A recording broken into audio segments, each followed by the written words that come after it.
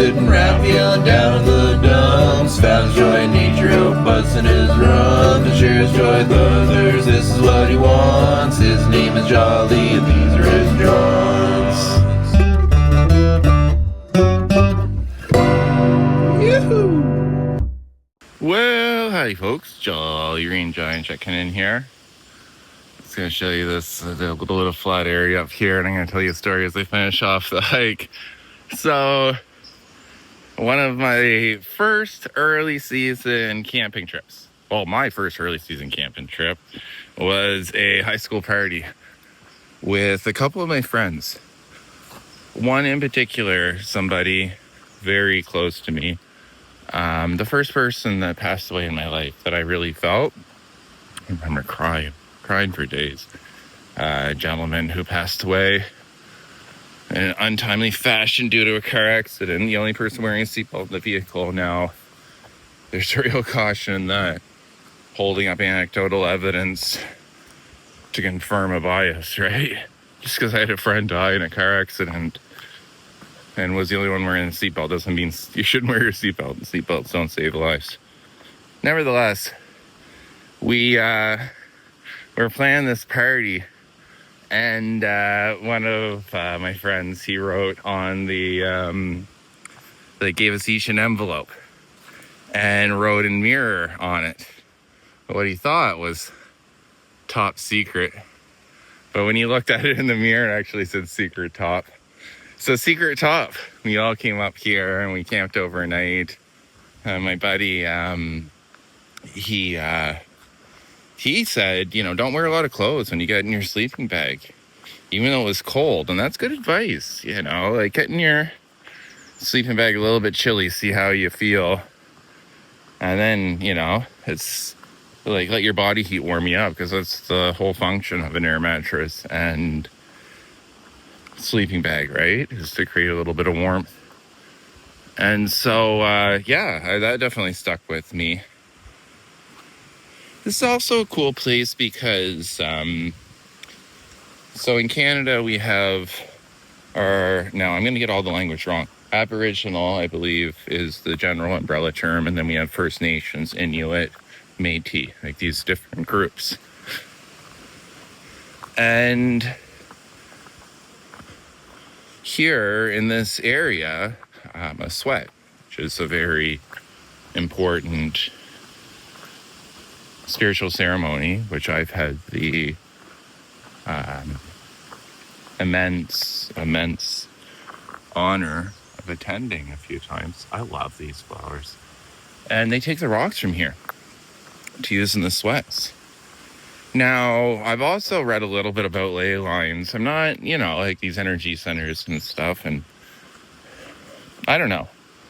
But what I will say about that is, you know, humility, accept that you don't know everything, and a willingness to have more to learn. And this is a transactional point, not a transactional point, where they come together. Look at the raspberry flowers. These are wild raspberry flowers. Or I'm pretty sure they're raspberry. They may be blackberry, but I'm quite sure they're raspberry. Yeah, I'll take you to the end of the trail here. So there's a few things in that little bit there is grief and loss. Now, for a long time in my life, I just shut out those feelings or ignored them.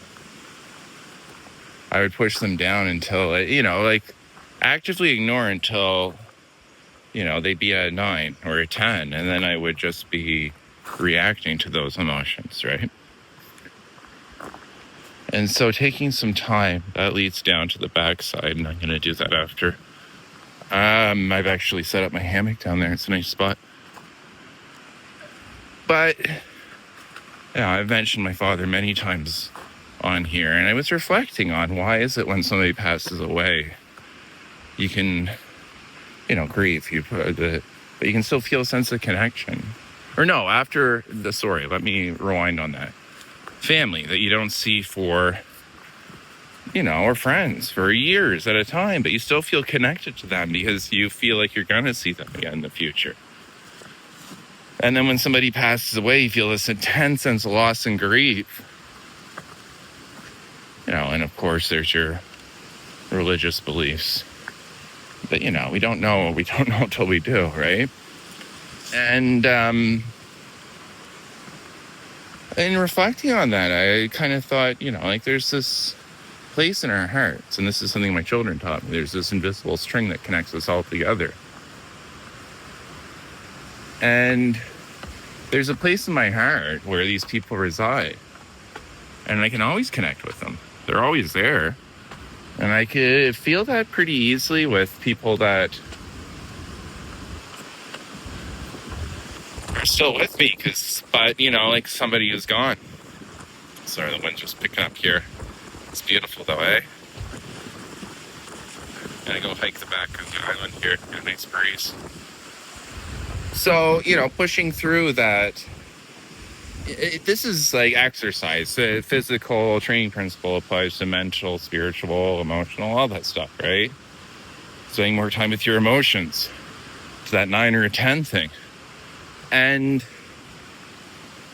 embracing that pain, and on the other side, there's this beautiful sense of connection.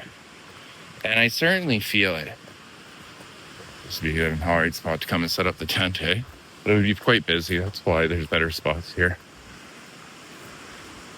I'm really grateful for that, that I have this place in my heart. And it's not easy, just like coming for a hike. The start of this hike was quite steep, but I like it. I like that little bit of challenge, and that's embracing that challenge. And the more we do, the easier it becomes. That challenge will always be there, but it's the belief that one can make it through that challenge, right? I say right. You may or may not agree with me, and that's okay. And so, yeah, and then the secret top story. Gosh, I'm so grateful for those memories, those, again, sure, when I think of my friend, there's this immense sense of loss. That's where I got this tattoo. I don't know if I can show you without getting myself on camera here. It's the word poop. Was his nickname. And, when I used to go to the pool with my children when they were younger, I'd see a lot of people staring at a lot of parents. And, there was a time where I wasn't sure. And I'd like to incorporate it into a larger piece with other names of loved ones, but nevertheless, I'm so grateful to have those memories with them. I think of them all the time. And, maybe I put these people on a pedestal. Or maybe I'm connecting with their spiritual self, the perfect self that we have inside of us. Somebody who defines spiritual sickness as the inability to live by one's values. And I really resonate with that, And so I say put these people on a pedestal. But at the same time, I think that's part of their authentic self. We're never 100%, right? We're body, mind, and spirit. And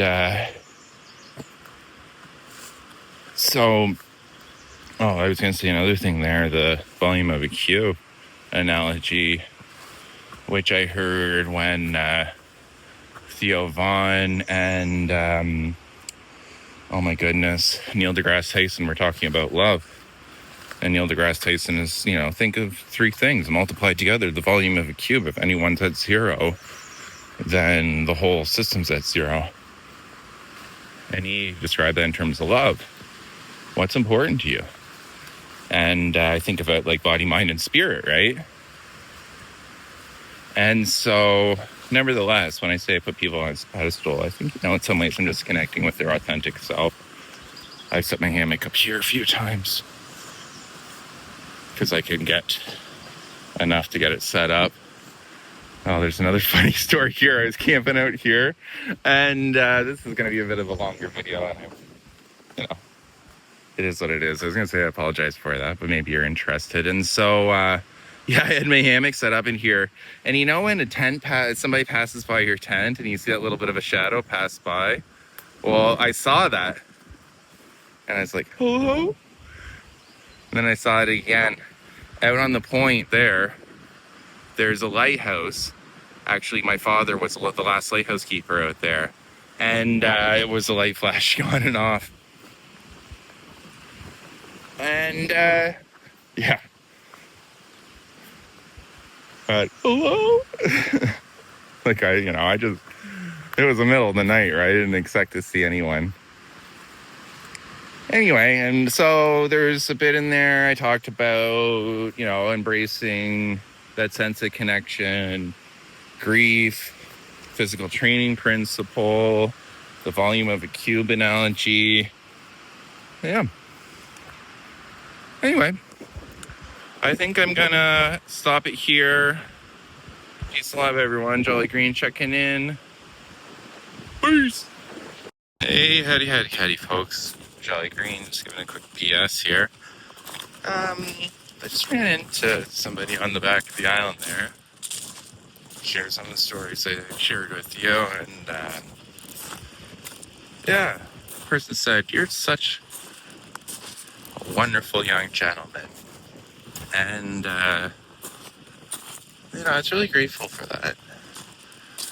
I live out on trail 24/7, and spend a lot of time alone, and sometimes those thoughts get in your head, they rattle around, and so, anyway, it's a great reminder that it's okay to be yourself. Alright, I'm gonna embrace that.